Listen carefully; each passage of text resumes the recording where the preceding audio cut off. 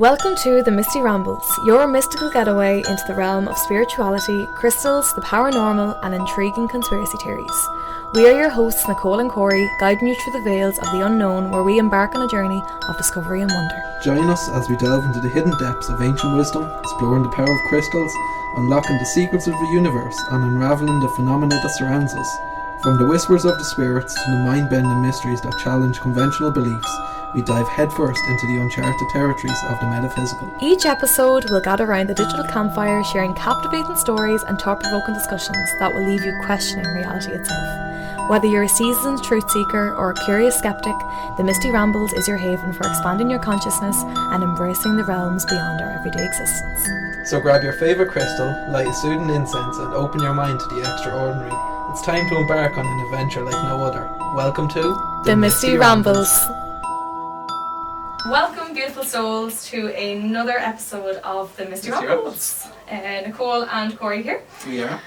This week we have promised you all something different compared to our previous episodes. And as expected, we will be basing this one upon like our spiritual mindfulness segment on this podcast. Yeah. But this one is a little bit more kind of close to heart to both of us, I suppose. Yeah, it's very personal on this one. And I suppose it'll allow you to connect in some shape or form. So I really do think it's going to really fit with someone, if not everyone.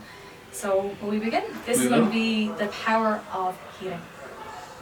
So this week, I suppose I'm going to be talking about my experience with the power of healing. Yeah. And then we're going to have a two-part episode. This is kind of the first one that's like this that we've done. Yeah, and then we're going to be stepping into Corey's element of it then as well. So really exciting. So yeah. It's going to be interesting because I don't know a lot about your healing story. You've kind of told me little bits, but I don't know the full story, which is something that I want to know because I think it'd be really interesting. Yeah, it is. It's different. Like, I mean, we kind of like, I suppose, touched base on it in the very first episode when we were talking about how we first were introduced to the likes of spirituality, paranormal, whatever it might be.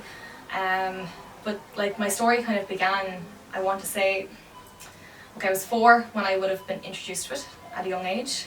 I would have suffered with my mental health at, I want to say when I was like 13, and I would have been, I'm going to be really open here, I would have went to counselling, and I tried different forms of therapy, and it wasn't that it didn't work for me. I really, at that time, from, I want to say from the age of 13 to 17, I was actively trying counselling, and I tried several different counsellors because sometimes counsellors changed. Like, I remember I had a lady at the start, then she got pregnant, and of course Neuro replaced someone else, and that next person just didn't fit for me. And then it was like school therapy, and then I was going to people outside externally from my school, and it was fantastic. They did like supply me with tools to help me with anxiety and depression, which is what I was diagnosed with. I suppose I was probably diagnosed at around 14, 15, and was placed on medication for a while. And I would have been on that, I want to say, until I was probably 18 or 19. And then I just kind of made the executive decision to be like, I don't want to be on this anymore.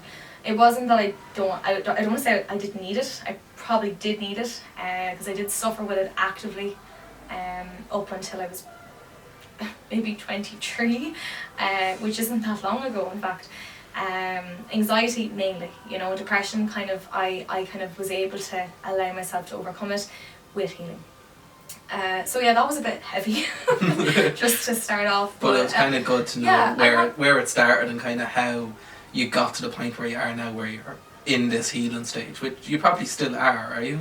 With the likes of counselling? With like your healing, like do you think you're fully healed, or is there still more? Oh God, no. I say this to everyone, in fact, that I talk to. Like, I know that there is people out there that are healers. I consider myself one. But I actually tell everybody that I meet in the shop that we all have the power to heal. Yeah. It's not that we have to be born with a gift. I'm fully aware that there is people that are born with gifts that have the ability to do the cure, or like we were talking about, faith healers. Yeah. Seventh son of a seventh son. We were talking about this today, in fact. Like, I didn't even plan for this to come up, but that would be an example of being born into it. Yeah. That does not make any of us any less of a healer, because we all have the ability. It's allowing us to tap into that power is what I want to say. But I suppose I would have gotten into the likes of, I want to say 17 was when I first heard about Reiki. I would have been reading an awful lot of books based around like Wicca, meditation, mindfulness, my spiritual journey in life, and I was like, okay, what can I do to maybe advance myself here, to allow myself to like ease off this medication and find myself again, because I really had lost myself as a person. I didn't see the meaning of life anymore, and that was my ongoing journey. I was like, I'm at like a loose end here. I need to discover myself. I need to find my purpose. Yeah. That would be probably the key word there.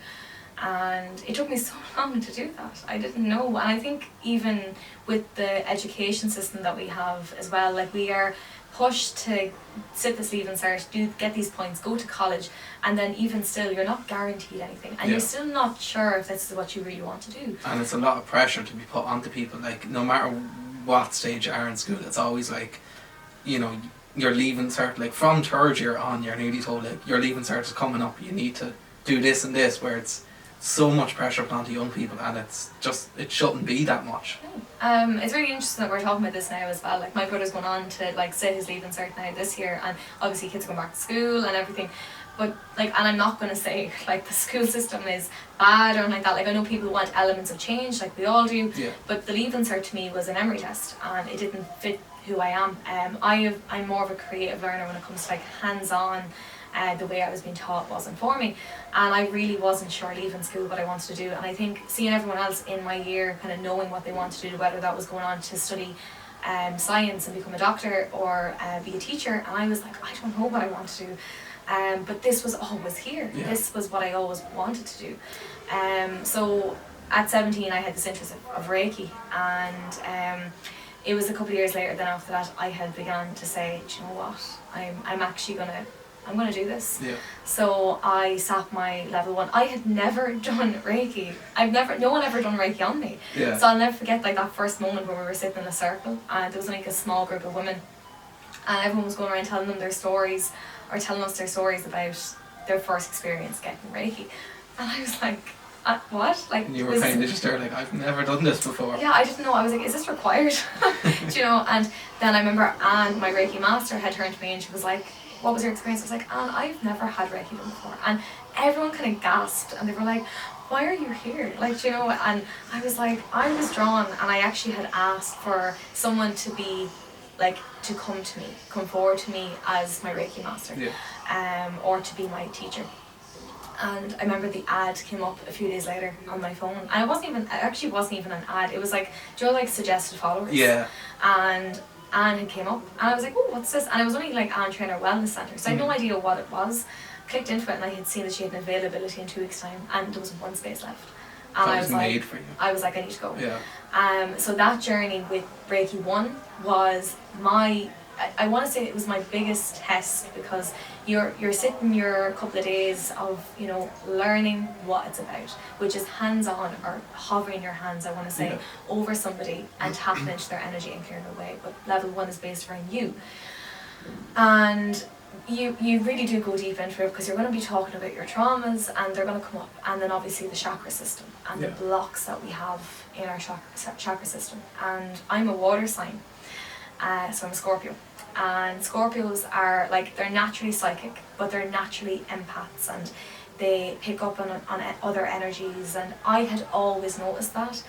But when Anne was explaining this to me, I was like, oh my god, I was like, that makes so much sense to me. But what was so mad though was we were all water signs that weekend. Mad. And it was like, that was Anne's kind of way of being like, this was meant to happen. Yeah. These were all meant to be here together. These were all meant to be doing this Reiki 1 journey together, because we were going to be leaving together, doing a 21-day healing from home. And that's when shit got real.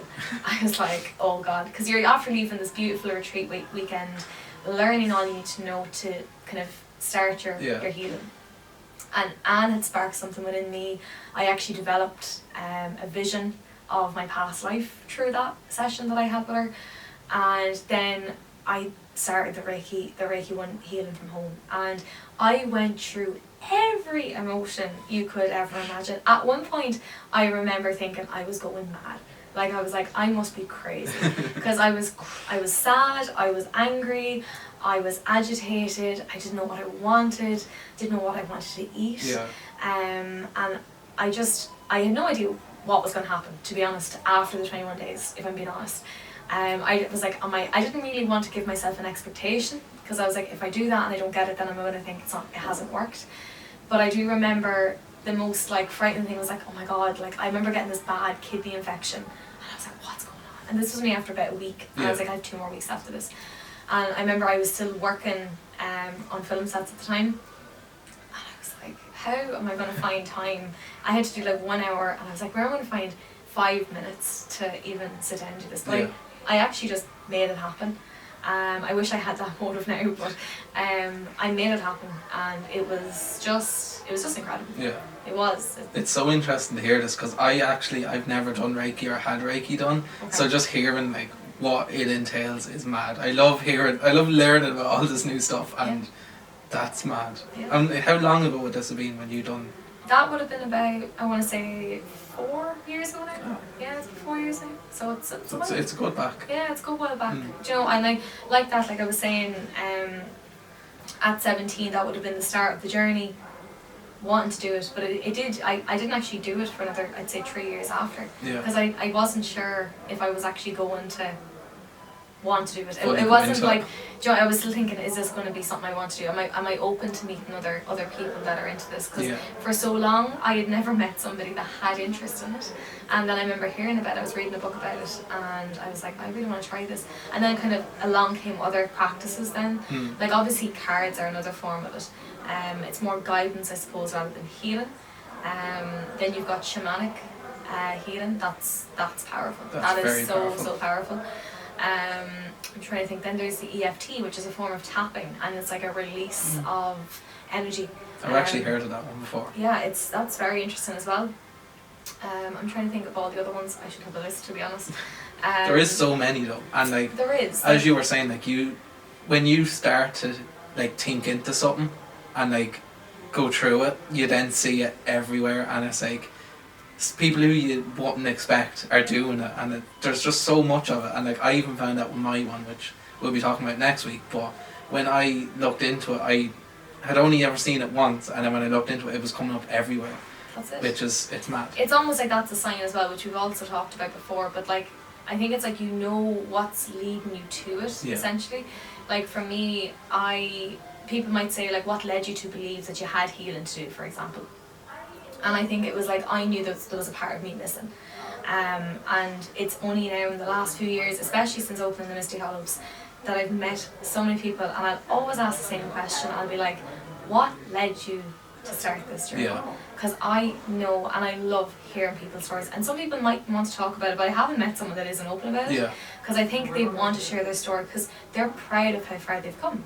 And that's kind of how I am. That's why I was like to Corey about this whole episode. I was like, I really feel like we need to talk about this on a personal scale when it comes to healing.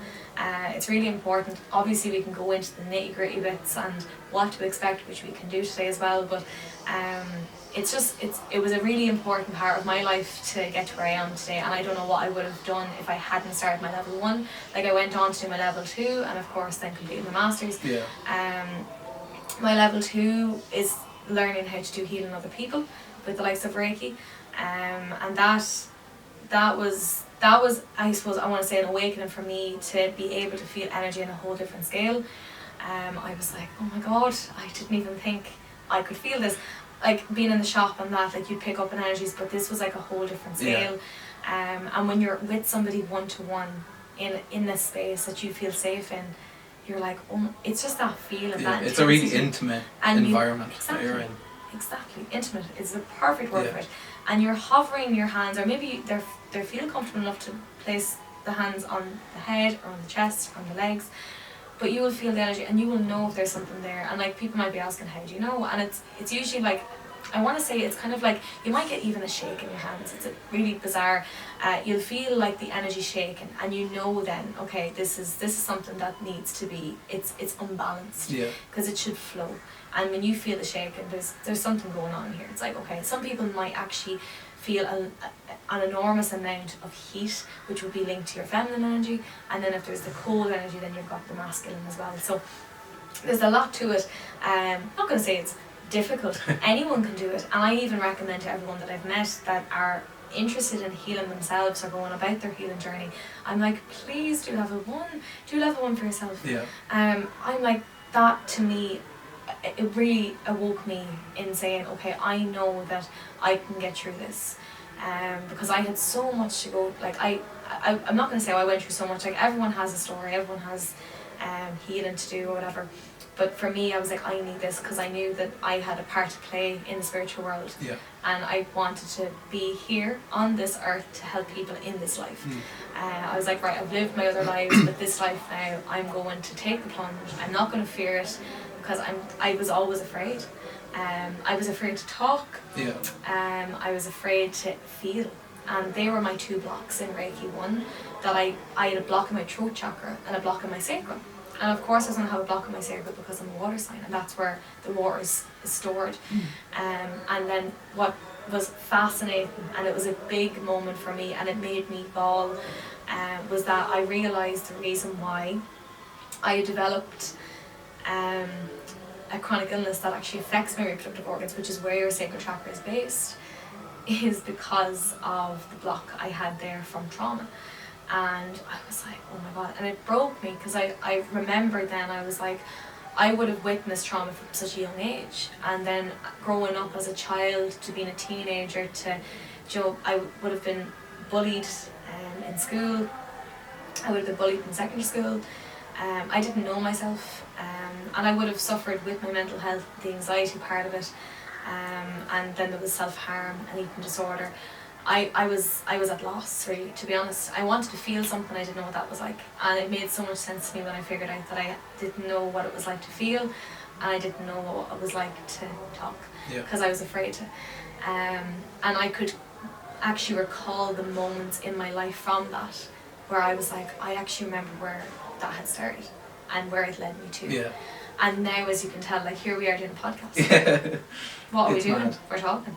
Do you know what I mean? Exactly. And I think that's what's the best part about this episode, like, is that this is like a really raw episode. Like, it's not like the last ones we done was conspiracy theories and stuff, but this is just like a really raw, emotional, like, it's so hard to even explain it. It's hard to put into words. Like, I'm trying to not cry and like keep it together. Like, you've done your crying, like, and it's not even that I want to cry.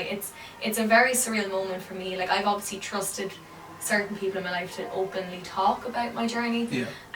But more so than parts. And now I'm here talking on a podcast about what happened. And obviously that's just a little dull down moment of it. Like, I'm not going to go into everything because, I mean, it doesn't matter. It's behind me now. I don't focus on that.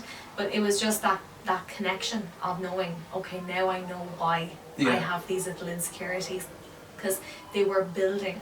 And when I talk to people and they tell me how they're feeling, I can just link it back to a chakra. And I'm like, okay, what's the chakra trying to tell me here? And I say, you're doing Reiki, because you'll feel it, and then they'll come out of it, and you might even get a vision, you might get a feeling, you might get a message, and your own psychic ability is developed then during that as well. People don't realise that when you start the work, it grows, and it's like you blossom into something that you never were before, because you're allowing it to become you, and this is who we are. We all have it. It's love. It really is love. And there's not enough love in the world. No. Like, we see everything now. It's like, everything is negative. We hear of war, we hear of what else? I'm trying to think. Just like everything that... But everything we read. Yeah, everything is negative. There's no positive. Like, you don't look at the news and say, Ireland's getting a heat wave for 6 months. It's like, the war's on in the Ukraine. Another bomb fell and killed more people. But it's like, it's all negative. And even, I noticed that a lot when COVID was a big thing. Like, the entire news was just negative. There was nothing ever, like, even when the government was announcing things, it was just completely negative. Even when they tried to make it, like, quotes from movies, that didn't help at all. No. And, like, I suppose that was their kind of way of doing whatever. And I don't want to get into COVID because I don't know if they'll get demonetised or whatever, what will happen. Possibly. But it could happen. I've seen TikTok still, like, where they're like, here, it's that this is fake news or whatever. So we'll not get into that. I think everyone's sick of hearing the news about it. But you've made fair points there. It's true, and it's everything you read, which is why I don't really like going on my phone and be like, oh, like, because nothing is there. Like, I actually remember even during lockdown, like, I would have been, I want to say I went into a pit of anxiety. It wasn't depression. I actually enjoyed my own company quite a lot, in fact, because that would have been another encouragement for me to do an awful lot more work on me. Yeah. So an awful lot of self-care, exercising more, because I had never had time when we were in college. Like, you're either stuck to a computer or you're out and about, or you could be going out drinking with your friends, the stereotypical night out in college. But for me, I never had time for me. I was always with other people, and I was absorbing all of these emotions and the drama, and I was like, this is not, it's not what you wanted. I don't like the drama, I don't want the drama. But you just get stuck into it. So for me, during lockdown, I was able to clear it all away, and journaling was actually a fantastic thing for me as well. I remember investing in a burn after writing notebook. It went viral on TikTok as well.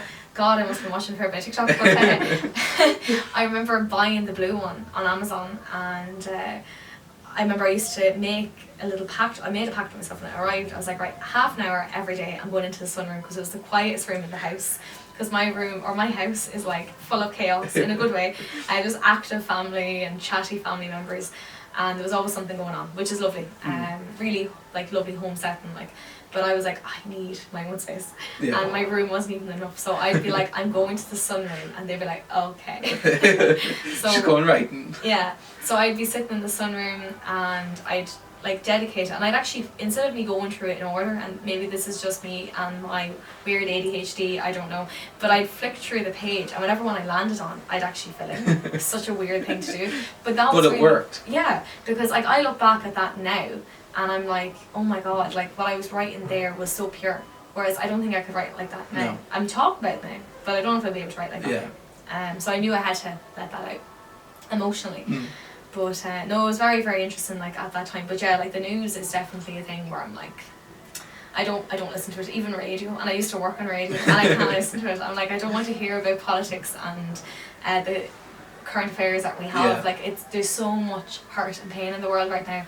And I think when you get talking to people that feel, like, whether it's about healing, whether it's about journeying, whether it's about spiritual retreats, whether it's about changing their lives, mindset coaches, spiritual life coaches, whatever work that they're doing, it's to make a change, and it's to make a change to your lifestyle. I even want to nearly fit in PTs there, because like, I mean, they're nearly trying to help you to feel good about your body and everything. So all these little things, when I hear their stories and like what encouraged them to get to where they are, I'm like, oh my god, inspiration. I just melt at that. I just think it's so lovely to hear someone who may have been once at like rock bottom and has bettered himself and wants to help like more people. Yeah, and it was their version of rock bottom. Like, we all have our own versions of rock bottom, because there's no story that we can compare ourselves to. And that's what I preach. I'm like, some people might say, oh, it doesn't matter. And I'm like, of course it matters. Like, I mean, just because you might think I might have went through more does not make your story any less. No. That is just not how I see it. But it's so interesting, which is why I'm always kind of trying to encourage people to talk up for themselves. And then I suppose, like, with my own healing, like, my only thing that I'm really trying to overcome now is my chronic illness. Yeah. I'm still trying to do the work, even spiritually, with my own healing, like by doing more courses, learning more, reading more, writing more, because I want to eventually develop my own. Essentially, that's my goal now, is to teach this and to encourage other men, women, children, whatever it might be, to find themselves again and to embrace themselves again and to be like, this is your destiny. It doesn't have to be opening a crystal shop and helping people and teaching about Reiki or shamanic practice or whatever it might be. You will find yourself through this, essentially. And some people aren't into that. That's totally okay. If it's simply buying a crystal to help you through your day, I still respect you, like, you know. I don't respect, it's not that I don't respect anyone that doesn't like that, just to be clear, but it's like, we wouldn't usually get people that will come in and be like, I don't want anything. Do you know, it's not like that. It's they usually want to talk about something, or they're looking for something. And I think you're kind of like the perfect person to like help people on their journey. Oh god. Thanks, Cor. That's very nice of you. I'm not going to compliment. Because like, no matter where you are in the shop, like even if the shop's full of customers, you always find time to like help someone or like talk them through something that is bothering them or something that they're going through. You're always there to kind of help the people, and like, that sounds like an election quote. Help the people. Go help the people, yeah. But like it is. I think you're destined to help people. I think that's where, like, you'll probably end up doing something big and helping people a lot. Is what I think. Well, thank you. That means an awful lot. Because I would have never in a million years saw myself doing this. Yeah. Like, I mean, I dreamed of it, never saw myself doing it. And it's a very surreal moment being like, crap, I'm doing this. Yeah. And it did wreck me a bit, like internally, where the anxiety would step in, and it was like an outer body experience where I was like, you can't do this. Like, the voice in your head is telling you can't do this. And you just block that voice out. You have to block it. And I'm still working on that. There's days where it will consume me. I won't say I am perfect. I am not perfect. I still have days where I doubt my own ability. And that's when I have to be like, okay, I'm taking a step back here now, or I will go home and I'll have a cry, and I will go home and I'll have to tell my parents how I feel, or tell my boyfriend how I feel. I'll always have people to talk to, and it's one thing now I have grown to do is I've opened up, because I used to contain exactly how I felt for so long, and it got me nowhere. You eventually it just eats away at you. It's not like you have to be able to talk to people, but I know a lot of people are like, oh, I just keep it to myself, but when you keep it to yourself, it just slowly eats away at you, and it doesn't take it away, it just makes it feel bigger and bigger and bigger, and eventually it's just you can't fill that glass anymore, it's going to fall out. And I think that's when people break, is when they fill the glass up so much that it just overflows. Exactly, and it happens to everybody. It's not like, oh, that's just what happens to me because I'm a Scorpio. It happens to everyone. It's just like, and I do think, I know some people might believe in like the star signs and the astrology and everything, and it wasn't something I always like, I want to say I read every day and was like, oh, that's exactly what's going to happen to me today. But there's elements of our blueprints where I'm like, that makes sense, because I mean, that's who I am and that's what I'm struggling with. And we can either feed on that or we can release it. And that's what I'm trying to help people with. It's like, we need to release what we're feeling. And so you can go back generations as well. Like, that's the other part of healing, is like, people think it's just this lifetime we're healing. So it could be just the traumas that we're witnessing now. And I haven't actually got into this yet, but for example, I had mentioned previously at the start of Reiki 1 that I would have witnessed my first past life. And will I tell you what they are? All about this. About the past lives? Yeah. Okay. This is something, I'm so interested in this. You've told me little bits about this, and I've never actually known the full story of it. Yeah. But it sounds amazing. It's so interesting. Like, there's obviously other ways of finding past life. Like, past life regression is another way of actually healing, because people are going back generations. So you can go back to your lineage, which would be like our family ancestor tree, our line, which is like insane. It's insane. Like, we us here even today, everyone that's listening to us right now, there's 4 connections automatically. So 4 generational ancestors automatically drawn to us, or connected to us, should I say. So our grandmothers, our great-grandmothers, our great-grandfathers, so on. And it's so interesting how it goes. So let me see, where do I begin with this? So past life 1, Reiki 1, which is interesting. I was basically going through this meditation, being guided by my Reiki master Anne, and automatically I could find myself, it was lovely, it was like, this is lovely, going through a forest trail, and I'm very drawn to forests, but all of a sudden there was a line of water, like in the middle of the forest. I was greeted by, and instantly I was afraid, and I'm not afraid of water in this life, so I love swimming, and actually water for me would be my healer, because I'm a water sign. So I was like, right, why am I afraid to go in here? And I was like, do I jump? Do I swim? But it was like a current, so I was like, I don't want to swim it. So I literally, I can't jump. So I was able to jump over it in my subconscious mind. Because you're deep, obviously, subconsciously when you're doing meditation. And instantly then I was greeted by this cave, and I go into the cave, and then the cave is darkness, and I see nothing, and I'm like, okay, this is a little bit unsettling. So I'm feeling a little bit of anxiety, and I'm like, okay, this feels familiar, this feels like how I'm feeling now. So it's like, this is where the ties come in. It's like, okay, what you're experiencing before is what you're experiencing now.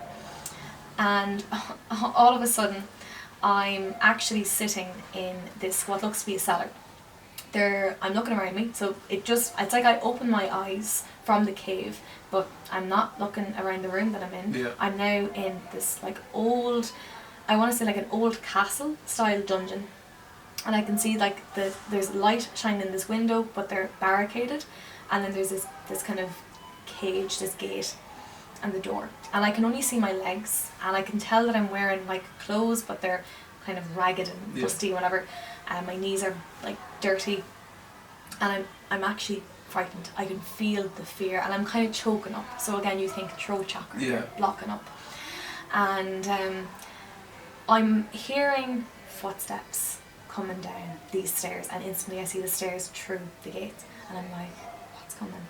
And I'm getting this kind of feeling of a male presence. I can't see them, but I'm thinking this is a man, and like my heart's beating like really fast, and it's getting closer and closer, and then the room starts to fill with smoke, and then all while this is happening, I can hear people shouting and screaming in the background, and then I start choking, and I just snap out of it, and I wake up and I'm like kind of coughing, and I actually got diagnosed with asthma when I was maybe 4, 5, 6. It was in around that. I know I got pneumonia when I was 4, so it could have been soon after that I got asthma.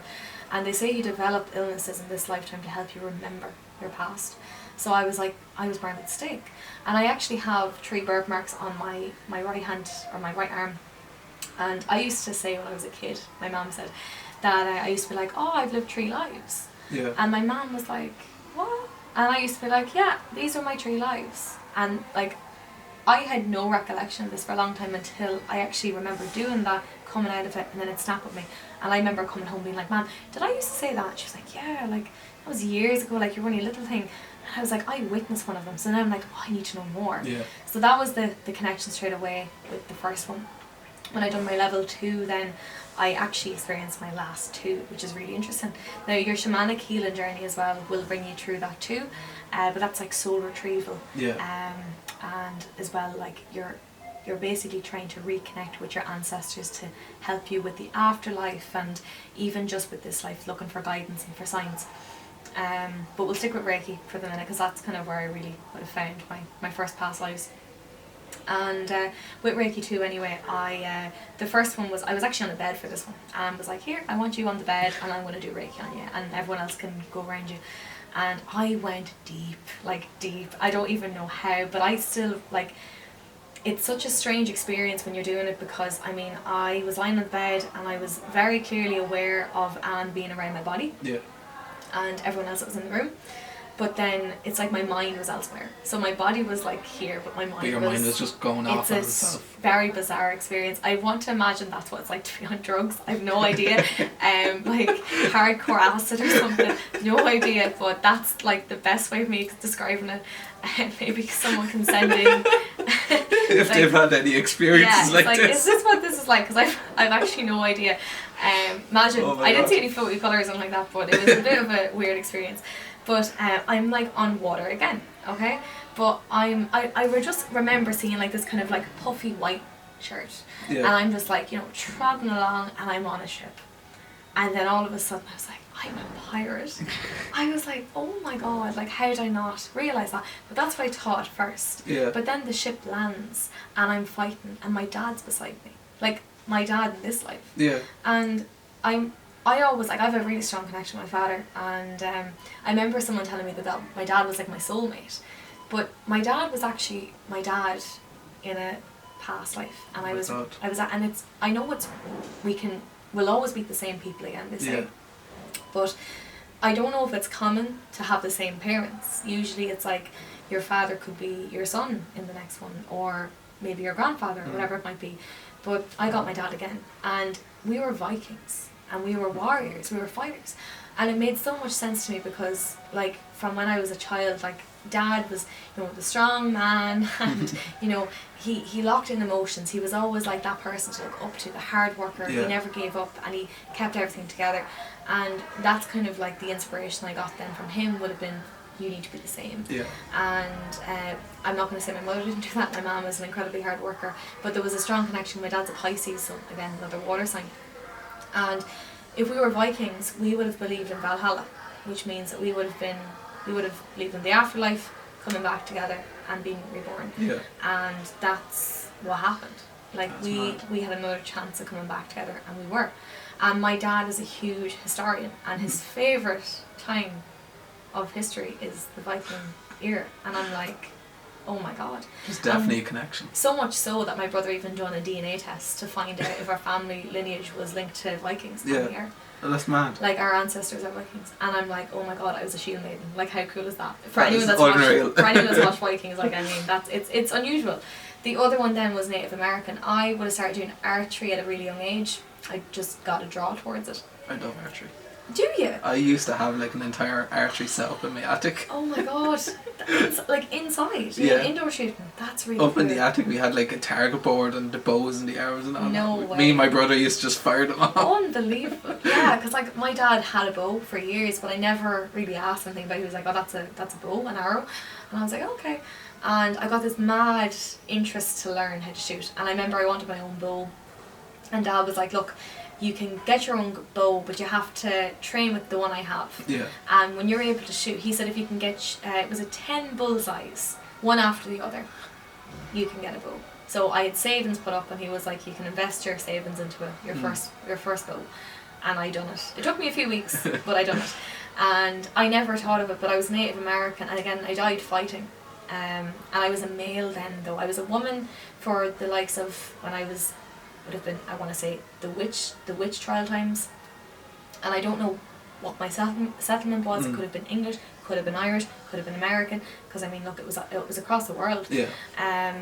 Again, with the likes of the Vikings, sure, then we would have been coming from Scandinavia. Yeah. And then maybe where I died could have been in Ireland. That could have been where my roots were.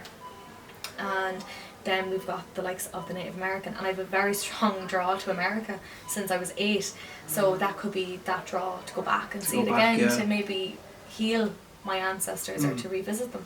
But yeah, that could have been where the interest in archery came. So you can kind of see the tie with everything. It's very, very interesting. I really want to do more work with it. I've tried to do past life regression on my own. It can be kind of frightening. You kind of need someone to guide you through it. Yeah. But I definitely want to, maybe someday soon, get it done. So interesting. Are you interested in that? Like, would you? I'd like to see if there was anything. Oh, like, of course. We all have a past life, in my belief. Now, I think there is a chance that maybe some people have only had one, like they're living their first life now. Yeah. But it's more likely for you to have lived maybe 2, 3, you could be in your 5th life. But I was told I'm going to live 9, so this is my 4th, and I have 5 more after this. Cat. Like cats a cat. And I do like cats sometimes. I love dogs, but I do like cats. I think it'd be something really interesting to actually go into, because it, like, from you telling me all the stories, I'm like, oh my god, that is. Yeah, I'd say you'd love That's incredible how much of a connection there is with everything. Yeah. And it is connected, and like people would say, like, you know, oh, that's just a coincidence, but there is no such thing as a coincidence. I'm always like, that's a synchronicity, that's a sign. We are all connected. In my opinion, it's like we all have threads. It's like invisible threads coming out of our heads. And you just have to find them. Out in the universe, we are all, like, it's just all one big tie together. That's how I view it. And I just think that there is, like, this impulse to do things or whatever, and it's all influence from each other, which is incredible. I just think it's so fascinating. But yeah. You mentioned earlier that it was a very emotional journey. Like, what sort of emotions were you getting throughout the whole of Reiki? Like, what, like, was it a sad? Was it happy? Did you feel anger? Or?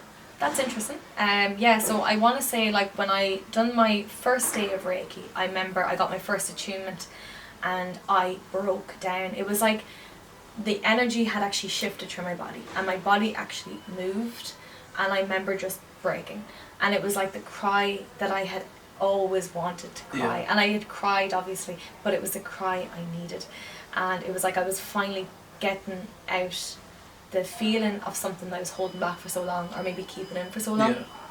And like, I mean, it makes sense, because I mean, there's definitely moments in everyone's lives where we have to hold it together for the sake of another person or the situation. And I was like, this time I was in a place where I could be vulnerable, because I think vulnerability is something that we try to hide sometimes. And I was like, I can express myself here freely and not get judged for it, which is why I love it so much. And like, this is so empowering for everybody. It's not just women, it's for everyone. But yeah, so doing that, it was a sadness. It was definitely a sadness. There was no anger. And then the second day I cried again, but there was happy tears because I knew, I was like, I've made the right decision. Yeah. It was like I got that I think it was a third attunement because I got 2 on the, no, I got 2 on the one, no, 2 on the second day. I was going to say the one day. So I got 3 and I had the third attunement and I was like, oh my God, like it was just a whole different experience. And then there would have been 19 days after that, every single day. I wouldn't say I cried every day. There was days where I was angry. I wanted to get a plate and throw it. I didn't do that. Probably should have though, because maybe I needed to do it. To release it. But I was like angry, and it was because of some of the things that happened in my life, and I was like, why did it happen to me? But then I had to accept it and push past it. And I was journaling this whole time, kind of writing down my experiences, seeing what was coming up, how I was feeling, what colours I was seeing through the visions, what I was physically seeing as well, like outside of it. And sometimes you'd even see messages, or even you'd be reliving another moment. Like it may not be a past life, but it could have been a scenario in your life that hurt you or that you enjoyed. And it was almost like for me, every day I was going through a different chakra. And at the very end, when I knew I was healing, I could see all of the colours of the chakras kind of going in a little circle. And I was like, this is mad. There's no other way of putting it. I'm like, this is real. But yeah, like I was going through all these different emotions. Definitely a mix. There was no specific one. But then we were in a group chat with all these other women that were obviously doing the same course at the same time. And they were sending in their feedback. Because like Anne would be like, you're getting there ladies, you're nearly there. Like encouraging us to just keep on going. Because there is days where you're like, I don't want to do this. Like I'm not able. And you kind of need to have that like motivator to be like, you can do it. Like just do it now. Yeah, because you're drained. You're actually drained and you're tired because it's energy work and you're releasing it all. So you're going to feel absolutely floored. And I'd be just like, I remember even during it, like you'd be eating, she'd always have chocolate and snacks and obviously fruit and that, but I was like chocolate because I used to always suppress myself from eating chocolate. I'd be like, no, I can't eat too much chocolate. But this time I was like, I don't care. If I want to eat chocolate, I'm going to eat chocolate. And then that's kind of my you're even like that with me some days. I'd be like, Cora, I don't want to eat chocolate. And you're like, just eat the chocolate. So like, just have it. There's still times where I don't want to do it, but I'm like, no, it's okay. If your body wants it, give it what it wants. Like, you know, like obviously everything in moderation, but feed it what it's craving sometimes, because it's okay like to feel the need for it. So obviously I was craving sugar. I wanted sweetness in my life, obviously. But yeah, these other women that were telling me their stories, they were saying like some women actually did break things, like they had to. And it wasn't like they were wrecking their house, but they were going out to places where they're like, okay, other women were going for a walk and they were breaking and crying with their partners with them. And they were like, it was like uncontrollable. Other people were also having kidney problems. And I thought that was interesting, but see, the kidney is like the first organ in the body to fail, and I learned that last year because I obviously got sick last year with my kidney. But it releases toxins in the body, but we're holding on to toxins when we're like not releasing it. So the release is to express it, to talk, to cry, to get mad. So when we don't do that, it's actually damaging our bodies.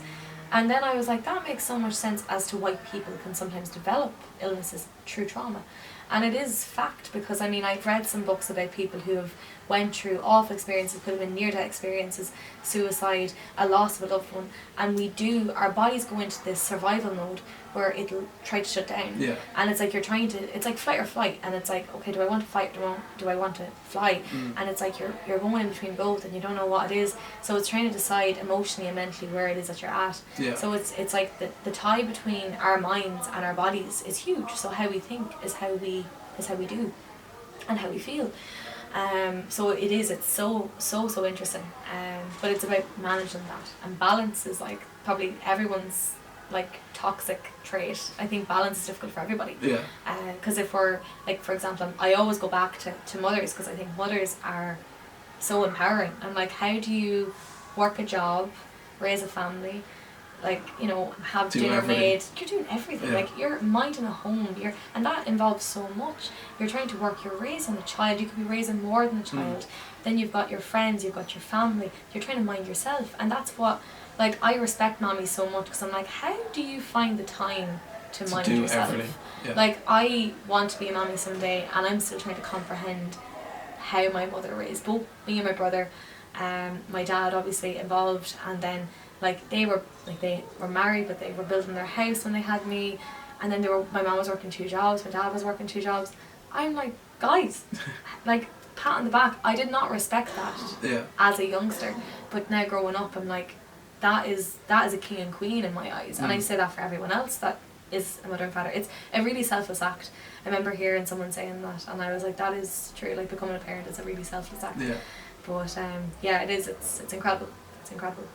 But that's mad that like everything was kind of connected. That like everyone was in that group chat, and it was. I think the group chat is probably what helped a lot of people go through that, because there was probably days where people were like, oh look, Anne won't know if I missed today. Yeah. But it's like, Anne knows you're going to miss today, and Anne's there to say you're not going to miss today. It's interesting you said that, actually, because I think there was one day where I was like, I don't want to do this. I can't. And I was so close to the end. I think I might have been on day 17, and I was like, oh, do I need to do this today? Yeah. Because like, would she know? That's what I was thinking. And that day she actually sent in a message, and she's like, ladies, I know it's getting hard, but like, you only have 4 days left. Yeah. And I was like, oh, she's made a point. I'm like, do it. And then do you've gone that far into it that you're like, as she said, you only have 4 days left, so it's kind of like, just do it. Just, it's not going to be, you've gone through 17, 18 days of this already.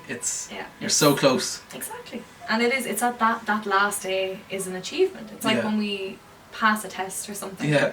It's like, oh my God, I can't believe I've done that. Like, but it's a different form of a test, because you really are putting your body through the limits of that, and your mind. It's a lot. It's harder than any test you've probably been put through, and it's almost like an endurance race, kind of, in a way, that you're doing this, but then you have your 21 days afterwards, and you have to go through each day, and it's like, you might get to day 20 and be like, I don't want to do day 21. You're like, but I've made it through 20 days. Yeah, I have to do it. But it's balance as well, because like I was saying to you, there was days I didn't want to do it, and I had to find time, and I was like, I need to find that time now. And it's funny we're talking about that, because I was literally like, only today I was like, God, I don't have time to do this, I don't have time for that. And I'm like, but I made time to do that, so why can't I make time to do this? Exactly. I'm finding probably excuses, or I'm slowing myself down to the point where I'm like, oh no, I don't have to do it. Yeah. And that's what it is. It's like, it's a fear thing that we have as well. And that's what I'm saying. I'm very open. I'm like, I'm not going to tell people here on this podcast, I'm like, I am brilliant at doing everything. I am not. I am learning, and I'm learning every day, like, you know, and so is everyone. Yeah. You know, so I think every day is a learning day. And like, that's what I see in here is like looking back on what you've learned within yourself, and I think that's what I've learned, is that like, I've learned to embrace who I am. Yeah. That would have been the biggest one. It's like, I was always a sensitive person. I took everything to heart. I was a people pleaser. I was always afraid about what people thought of me. And like that, I was like, I need to let that go. Yeah. And embrace it, and accept myself, and don't care about, or maybe don't care, but maybe don't worry about what people think. Because I mean, it can consume you. And that's what I've been trying to, even now, I want to say, even up until last year, I was still trying to work on that. Yeah. Because I was still kind of skeptical of, you know, what are people saying about me, what are people thinking about me, and it used to break me a bit, and it made me feel very insecure, and I actually do lack quite a lot of confidence in myself when it comes to how I look and how I feel, but how I speak, I'll speak with confidence, because I know that what I'm saying is true. I'll never talk about like something that I don't know about. Yeah. Like I actually, you know, that I'm lying. I'm the worst liar ever, but yeah, it allowed me to find myself, I want to say. And I think social media has kind of played a big part with the whole caring about what other people think, and like, oh, I uploaded a selfie and I got 20 likes, Nicole uploads a picture and it gets 2,000 likes, and it's like, how come she gets more likes than me? And you're then comparing yourself, like, why is Nicole getting more likes, or why is Kim Kardashian getting 27 million likes on a photo of a door, and I put up a picture that I've spent hours working on and you get like 12 likes. But then you have to be like, well, do people actually care about what she's posting, or are they just liking it to like something? Whereas I think when you think about what people think about you, I think it makes you feel worse, because you're like, why do they not like me, or why are they saying this, or why did this happen? Whereas you have to be like, okay, I got 20 likes on my photo, that's 20 more than I would have got if I didn't post it. But then you don't want to be thinking that way, you don't want to be basing your whole life on social media, which is what I think a lot of people have to kind of lean out of, because I see it a lot, especially scrolling through Instagram, and it's like a happy couple, but like behind the doors, are they actually a happy couple, or is it only a social media thing where they're like, I have the best boyfriend or I have the best girlfriend, and it's like, but are you actually happy? Yeah. And I think that's where people need to look more into.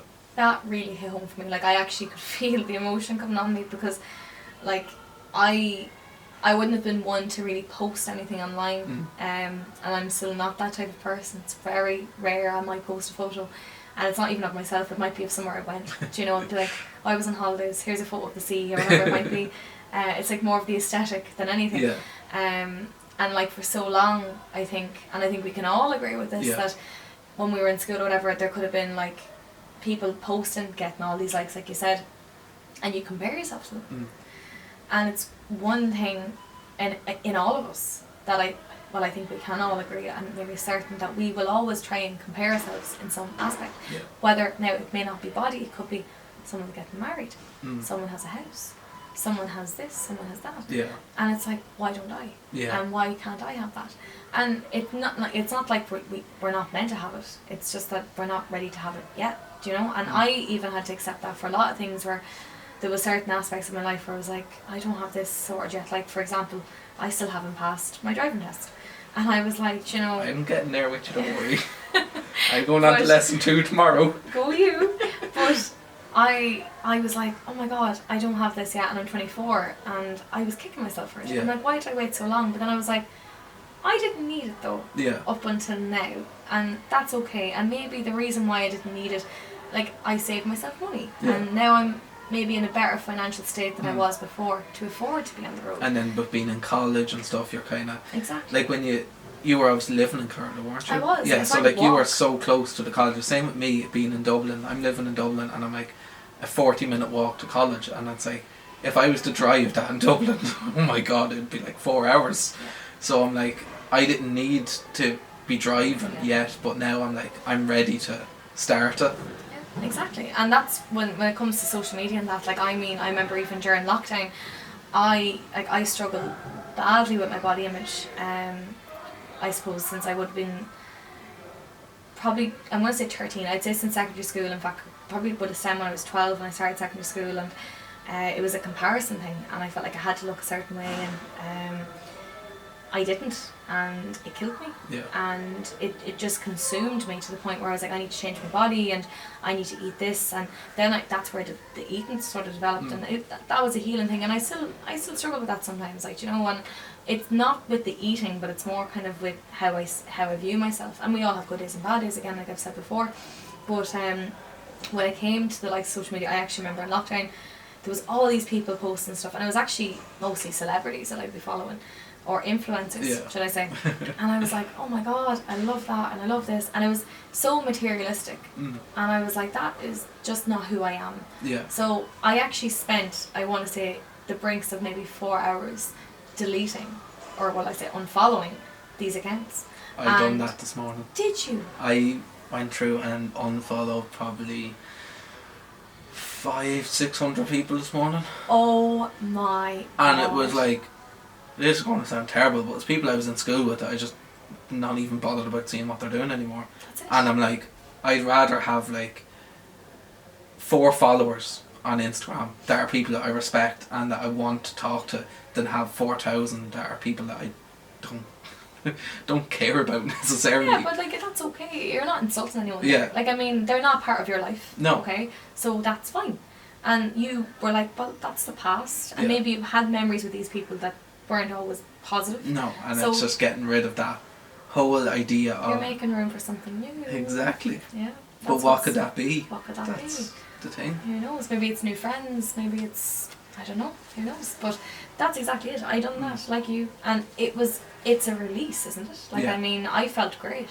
And even now, I'm the same as you. I only follow people that I'm actually currently friends with, like, you know, and, you know, close, there could be family online as well, and then everything else comes back to this. It's healers or Reiki practitioners or other crystal shops or other businesses that are doing different things or retreats or whatever, because that's my interest. And it's the same with TikTok. If I was even going for like 10 minutes, everything is based around that, and I'm okay with that because I'm like, that's what I enjoy, and I don't feel insecure anymore.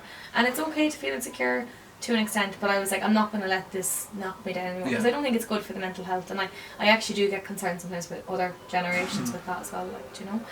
But yeah, I suppose we can leave it at that. Yeah, I think so.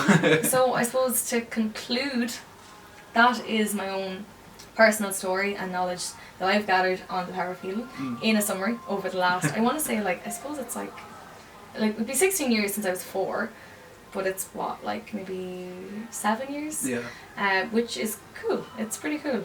What makes it even more incredible, I suppose, is knowing that it's only the beginning still, for me and for you, of course, but, and for everyone else that's listening right now. So again, I'd like to add that this is going to be a 2-part episode. So next week we're going to be focusing on Corey's journey of healing to date. And before we go, I suppose, share, subscribe this podcast, of course, and hopefully you all enjoyed it. Hopefully. Rate it if you wish. This podcast is also available on Amazon, Google Play, YouTube. And of course Spotify. Thank you, and I hope you all have a beautiful, blessed day, and until the next episode, this is The Misty Rambles.